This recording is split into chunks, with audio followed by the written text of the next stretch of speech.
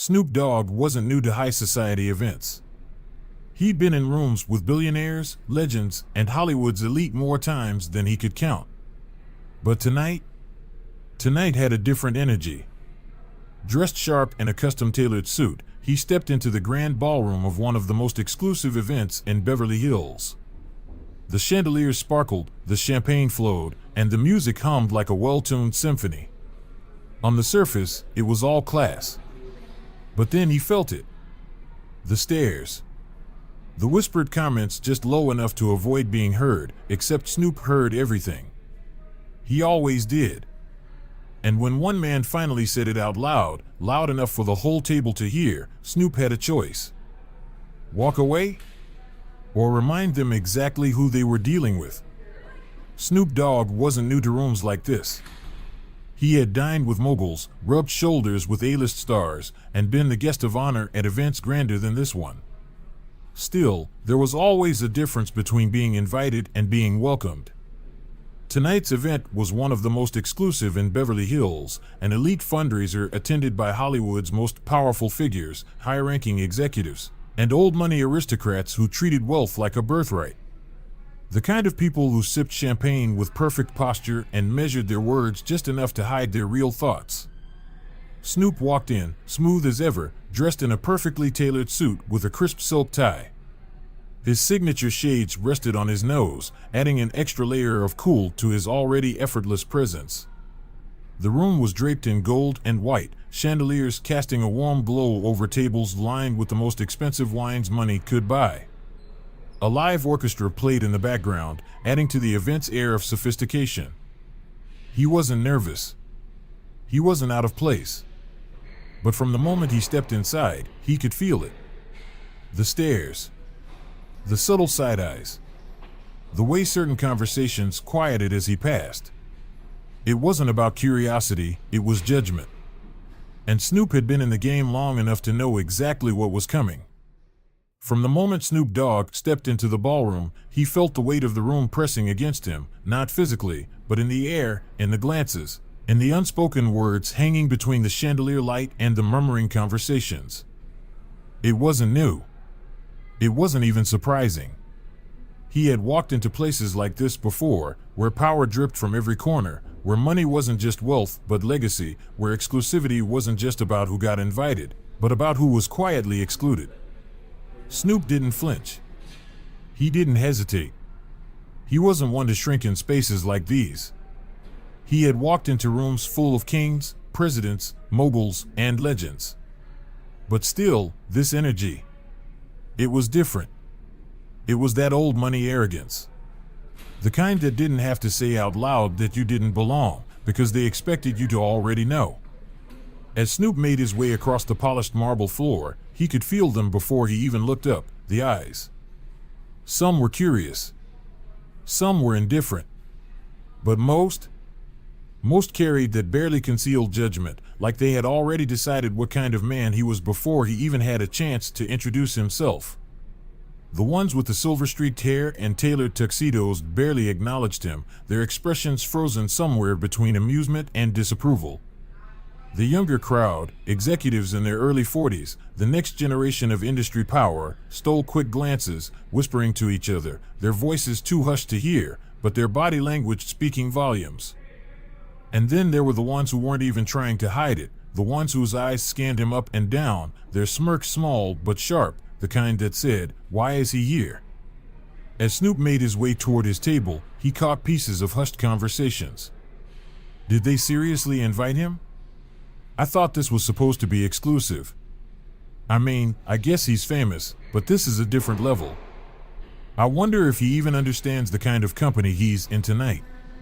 Snoop smiled to himself, adjusting his cuffs, letting the words roll off him like raindrops on a windshield. They didn't know him. Not really. They only knew the idea of him, the image, the caricature, the version of Snoop Dogg they had built in their heads from headlines and stereotypes. And he was about to remind them exactly who they were dealing with. As he reached his assigned table, Snoop clocked every face seated around it. Some familiar, some not. To his left, an A-list actor he'd met before, someone who nodded in recognition but quickly turned back to his conversation, not wanting to make it too obvious he respected Snoop. Across from him, two high-ranking music executives who had built their careers off artists like him but still carried that "we made you" attitude. The kind who shook your hand with a smile but whispered about you the second you left the room. And at the head of the table, a man Snoop recognized but had never spoken to, a billionaire media mogul, old money through and through, the type who had never spent a day without privilege, the kind who made decisions about entire industries while sipping 100-year-old scotch. Snoop slid into his seat, his movements slow, unbothered. He poured himself a glass of water, took a sip, and let the silence hang for a moment. He wanted to see who would speak first. The dinner continued. Forks clinked against fine china. Soft laughter floated over glasses of champagne. And Snoop played the game, engaging in conversations, nodding in the right places, exchanging pleasantries. But he could feel it, the tension, the stiffness in the air whenever he spoke. The way certain guests would only offer short responses before turning to someone else, redirecting the conversation as if his words held less weight. He noticed how some would smile just a little too tight, how others would lean slightly away as if he carried an invisible barrier between him and them. It was subtle, but it was there. And Snoop was never one to ignore the signs. It wasn't long before the real test began. One of the younger execs, no older than 40, leaned in with an artificial grin, swirling his drink in his hand. "So, Snoop," he said, his voice smooth but calculated, "do you come to many events like this?" A few heads turned, waiting for the answer. It was a simple question on the surface. But underneath, it carried layers. Do you belong here? Do you know how to act in a room like this? Do you even understand the company you're keeping? Snoop tilted his head slightly, setting down his glass. His smile was slow, deliberate. "I've been in rooms bigger than this one," he said smoothly. "And last time I checked, I ain't never needed an invite to be where I want to be." The man let out a forced chuckle, nodding like he had expected an answer like that. But Snoop could see the shift, the tiny flicker of discomfort in his eyes, the way he straightened his tie slightly, realizing that whatever trap he had tried to set, Snoop had walked right over it like it was nothing. The conversation shifted, but the energy had changed. A few guests were now looking at Snoop differently, some with newfound respect, others with barely concealed irritation.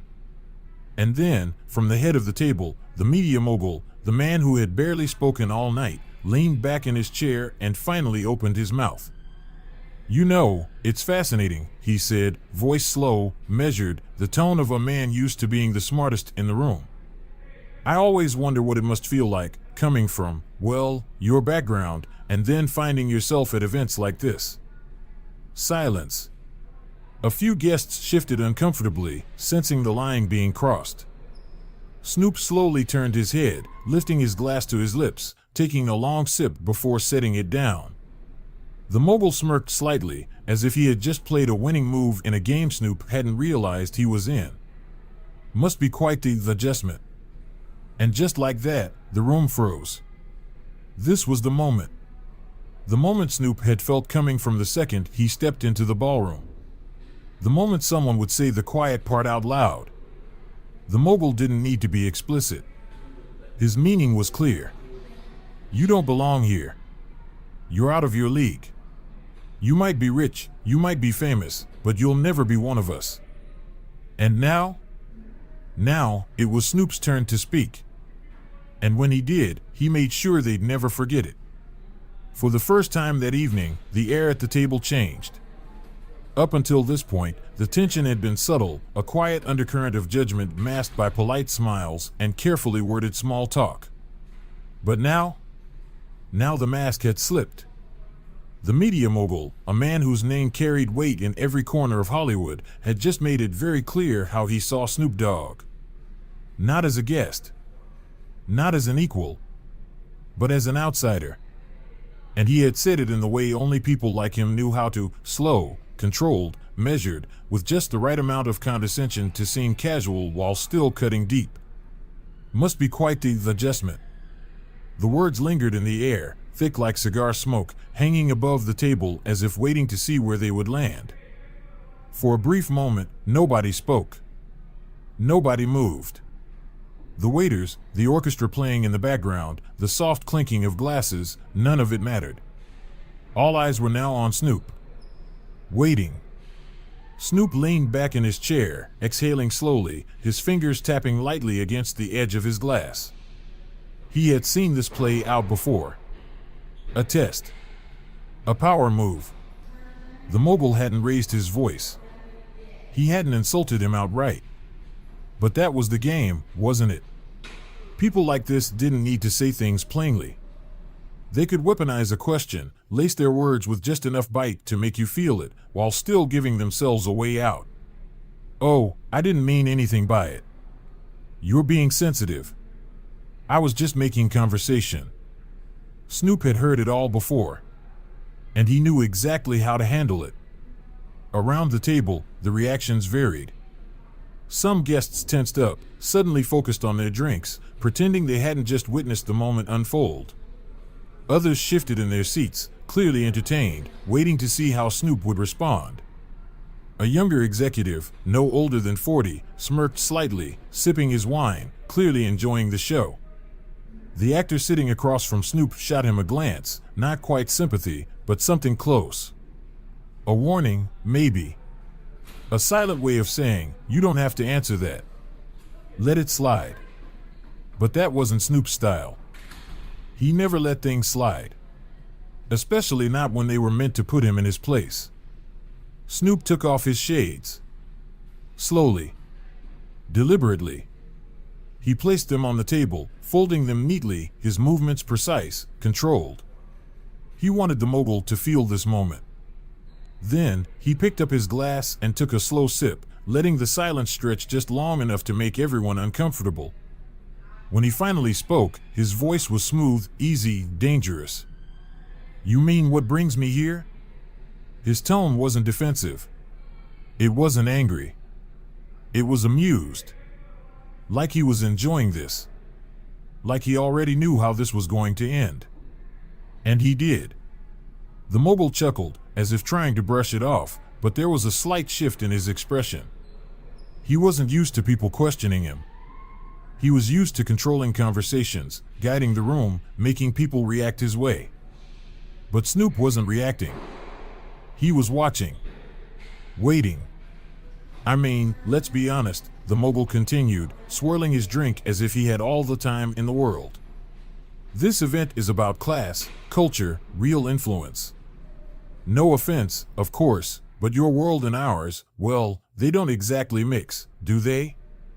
A few people at the table sucked in a breath. There it was. The line had been drawn. This wasn't subtle anymore. This was a direct challenge. And now?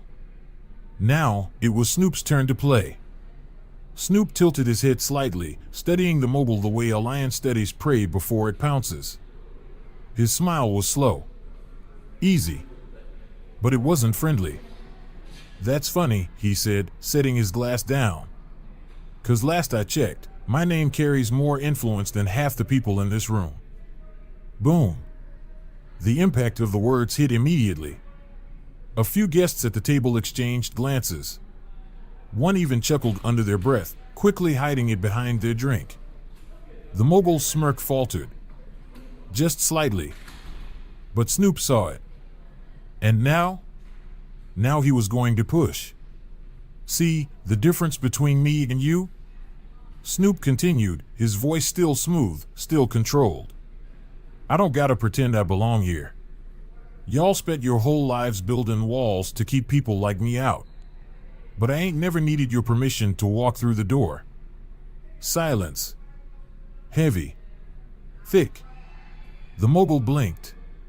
He opened his mouth as if to respond, but no words came out. Because what could he say? Snoop hadn't raised his voice. He hadn't thrown an insult. He had just spoken facts. Undeniable. Unshakable. And the table felt it. Someone chuckled, one of the younger execs. Then another. A few heads nodded, impressed. The balance of power at the table had shifted completely, and now, instead of looking at Snoop like an outsider, they were looking at him like the realest man in the room. Even the mogul, for all his arrogance, knew he had lost this one. He forced a chuckle, raising his glass. "Well said," he muttered. Snoop didn't raise his. Didn't clink his glass. He just leaned back in his chair, put his shades back on, and smirked. Game over. For the rest of the evening, the energy at the table was different. The quiet whispers had stopped. The smirks had faded. Snoop had done what he always did, walked into a room where they thought he didn't belong and made them realize they weren't ready for him. By the time he stepped out of the ballroom, lighting up a cigar on his way to the valet, he already knew. They might not have expected him there, but they'd never forget he was. The room was alive with movement, the clinking of champagne glasses, the hushed murmurs of deals being discussed in corners, the occasional laughter from other tables that had no idea of the shift in energy happening right here, right now. But at this table, at this exact moment, the atmosphere had transformed into something entirely different. The mogul's words still lingered in the air, each syllable dripping with the type of arrogance that came from a life spent believing in his own untouchability, and the idea that certain spaces belonged to certain people. That power wasn't something earned, but something inherited. But Snoop Dogg wasn't here to play by his rules. He had already played the game on his own terms, built an empire without ever needing a seat at their carefully curated table, carved out a legacy so undeniable that even those who whispered about him behind closed doors still played his records at their private parties. And yet, here they were, pretending like his presence was some kind of exception instead of the inevitable result of the world they claimed to control shifting beneath their feet. Snoop didn't react immediately. He let the moment stretch. He let the mogul sit in his own words, let him wonder if he had just won whatever little battle he thought he was fighting. Let the weight of the silence that followed press down just enough to make him feel almost comfortable in his perceived victory. But Snoop had already decided this wasn't going to go the way the mogul expected. Not even close. With the same unbothered ease that had made him a cultural icon, Snoop leaned back in his chair, adjusting his cuffs, moving with the kind of deliberate slowness that let everyone at the table know he was in no rush to respond, not because he didn't have an answer, but because he wanted them to feel the anticipation, to let the weight of what was about to happen settle into their chests before he even said a word. Then, and only then, did he reach up, slide his shades down just a fraction, just enough for the mogul to see the full intensity of his gaze, a look that wasn't angry, wasn't even confrontational, but held the kind of quiet confidence that made men twice his size hesitate before stepping forward. "You mean what brings me here?" Snoop finally said, his voice smooth, steady, like he was tasting the words before giving them away. It wasn't a real question. It was a warning. A signal that the conversation had officially shifted into his hands, that whatever game the mogul had been playing was now over before he even knew it had begun. The mogul chuckled, though there was a noticeable tightness in it now, an edge of something almost imperceptible, uncertainty. He wasn't used to being questioned, wasn't used to people like Snoop pushing back without raising their voices, without showing a hint of aggression, without giving him an obvious fight to win. "I mean, let's be honest," the mogul said, swirling his drink, trying to regain his footing. "This event is about class, culture, real influence. No offense, of course, but your world and ours, well, they don't exactly mix, do they?" And just like that, the room froze. It was one thing to imply someone didn't belong. It was another thing entirely to say it out loud. Around the table, glasses paused mid-air, conversations at nearby tables softened, as if the very energy of the space had shifted to make room for what was about to happen. Some guests avoided eye contact altogether, suddenly invested in the centerpiece arrangements, their plates, their drinks, anything but the tension unfolding in front of them. Others? They leaned in ever so slightly, intrigued, entertained, waiting to see how Snoop would respond. A younger executive, someone who had probably grown up listening to Snoop but would never admit it in a room like this, smirked behind his wine glass, clearly enjoying the way things were playing out. A woman in a midnight blue gown raised an eyebrow, her lips curling at the edges and pressed before the moment had even fully landed. And the mogul? He was still waiting for a response, still sitting in the illusion that he was in control of the moment. But Snoop wasn't going to give him that.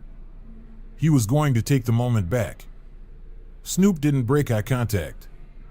Didn't flinch. Didn't let even a flicker of irritation show on his face. Instead, he did something far more dangerous. He smiled. A slow, knowing, deliberate smile, the kind that said, "You think you just did something, don't you?" The kind of smile that had made men in the industry sweat in boardrooms, that had left interviewers scrambling for follow-up questions, that had silenced entire rooms without him ever needing to raise his voice.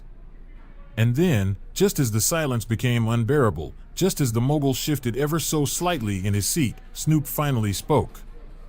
"That's funny," he said, tapping his fingers lightly against the table. "'Cause last I checked, my name carries more influence than half the people in this room." The shift was immediate. A quiet chuckle from the other side of the table. A smirk from the younger exec who had been watching closely. The mogul's jaw tightening ever so slightly as he processed the fact that whatever game he thought he was playing had just been flipped upside down. And Snoop? Snoop was just getting started. "See, the difference between me and you?" Snoop continued, his voice still steady, still calm, still carrying that dangerous ease that made it impossible to ignore him. "I don't gotta pretend I belong here. Y'all spent your whole lives building walls to keep people like me out. But I ain't never needed your permission to walk through the door." Silence. Real, tangible, undeniable silence.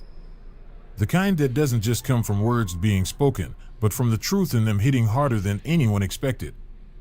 The mogul, for all his wealth, for all his connections, for all the power he thought he wielded in that moment, had nothing to say. Because what could he say? One by one, the guests at the table reacted in their own way. A slow nod from the actor who had been silent the entire time. A quiet, appreciative sip of wine from a woman who had initially seemed indifferent. Even the mogul, still holding his glass, forced a small chuckle, nodding as if to save face, as if to pretend this exchange had gone exactly as he intended. It hadn't. And everyone knew it. Snoop didn't need to say another word. He had already won. As the conversation around the table slowly resumed, as people adjusted their cuffs and sipped their drinks and pretended like the moment hadn't just happened, Snoop leaned back in his chair, slipping his shades back on with a smirk. Game over.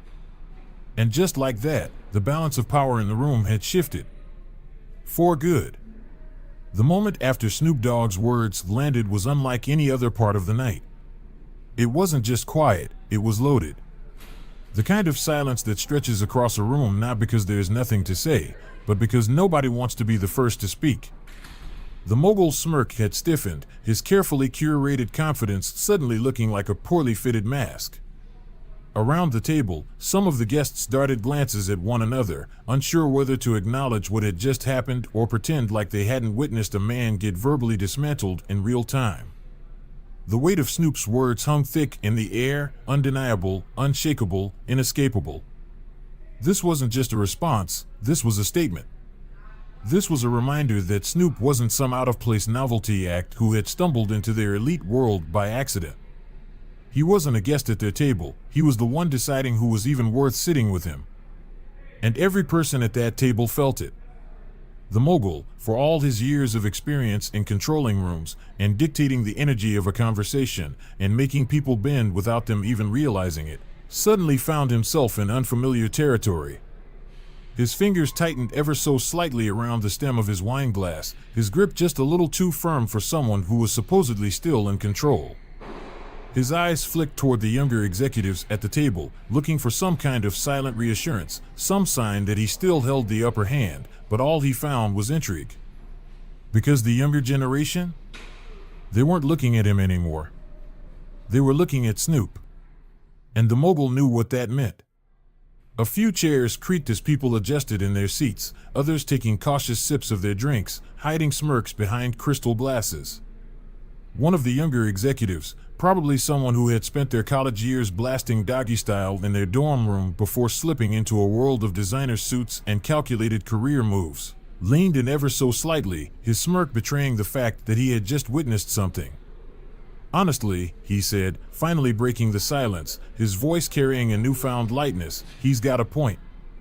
Who in here hasn't vibed to Snoop at some point?" A ripple of nervous laughter followed, not forced, not obligatory, but real. Genuine. The kind of laughter that signaled that the energy in the room had shifted permanently. Snoop had taken the room without raising his voice, without throwing a punch, without demanding attention. He had simply been himself, and that alone had been more powerful than anything the mogul could have possibly prepared for. The mogul, still holding onto the fragile remains of his control, let out a carefully measured chuckle, the kind that people do when they want to pretend they meant for something to happen. He nodded slowly, as if he were the wise one in the conversation, as if he were allowing this moment to unfold rather than being utterly defeated by it. "Well said," he muttered, lifting his glass slightly. "I suppose influence comes in many forms." But the attempt at salvaging dignity fell flat. Because everyone at the table had already decided that he had lost. And Snoop? Snoop wasn't even looking at him anymore. As the waiters moved between tables, refilling glasses and clearing plates, something else was happening, something unspoken, but crystal clear. The guests were making a decision, not just about this moment, but about allegiance.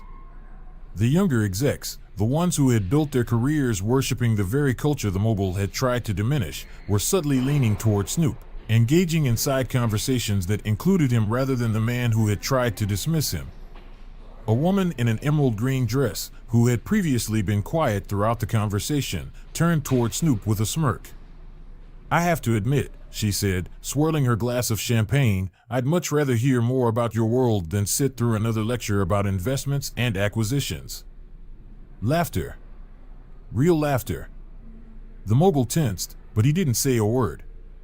Because what could he say?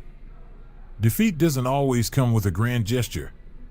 Sometimes, it's in the subtle details, the slight shift in body language, the loss of eye contact, the way people start focusing on someone else, realizing that the real power in the room has already changed hands. And that's exactly what was happening here. The mogul, for all his status, for all his years at the top, for all his connections, had just learned something the hard way. Respect isn't something you inherit. It's something you earn. And in this moment, the entire room had decided who had earned theirs. Snoop didn't gloat. He didn't need to. He didn't need to look at the mogul again, didn't need to offer him the dignity of a final exchange. He simply leaned back in his chair, exhaled smoothly, and reached for his glass, sipping slowly, savoring the moment like the finest vintage wine in the room. Because for all the power moves the mogul had tried to play tonight, for all the attempts to remind Snoop of his place, he had ended up proving the opposite. This wasn't his world. It was Snoop's. And now, everyone at that table knew it. The evening continued. The orchestra kept playing. The waiters kept moving. More deals were discussed, more hands were shaken. But no matter how much the mogul tried to act like it was just another night, no matter how many polite smiles he threw at the right people, the energy in the room had changed forever. Because power isn't just about money. It's about presence. And Snoop had just reminded every single person in that room exactly why his presence was bigger than any fortune. By the time Snoop stepped outside, the cool evening air meeting his skin, he already knew how the night would be remembered. Not in headlines, not in gossip columns, but in the subtle shifts that happened behind the scenes. The ones who had dismissed him tonight would think twice before doing it again. The ones who had stayed quiet would remember why staying neutral is just another way of picking a side. He reached into his pocket, pulled out a cigar, and lit it smoothly, watching as the smoke curled into the night sky. Behind him, the ballroom still glittered with wealth and privilege, still hummed with the conversations of people who thought they controlled the world. But Snoop just smiled. Because no matter how elite the event, no matter how expensive the suits, one truth would always remain. You can't outclass real. As Snoop stepped out of the grand ballroom, the night air was crisp, carrying the distant hum of traffic and the murmured conversations of other guests still lingering outside. The energy inside the event had shifted long ago, but out here, Snoop was back in his element, calm, unbothered, and completely in control. A few of the younger executives who had been at his table made their way over, eager to shake his hand, to exchange a few words, to be seen aligning themselves with him now that they had witnessed firsthand where the real power in the room had shifted. One of them, a well-dressed young exec with an expensive watch but an even more expensive desire to be respected, offered a handshake with an easy grin. "Man, that was legendary," he said, half in awe, half in admiration. Snoop just smirked, shaking his hand with a smooth nod. "Nah," he said simply, exhaling smoke from his cigar. "That was just another Tuesday." The exec laughed, but the truth was, Snoop meant every word. Because for him, moments like this weren't extraordinary. They were expected. As the valet pulled up with his car, Snoop took one last glance at the ballroom, at the chandeliers glowing through the massive glass windows, at the mogul inside still trying to salvage the night, still pretending that nothing had shifted. But they both knew the truth. Snoop hadn't just walked into their world tonight. He had redefined it. Because respect isn't something that comes with wealth or legacy, it's something you command through presence, through authenticity, through knowing exactly who you are in any room you step into. And as Snoop pulled away, cigar in hand, music playing low, one thought lingered in his mind with absolute certainty. They'd never forget this night. And they'd never forget him.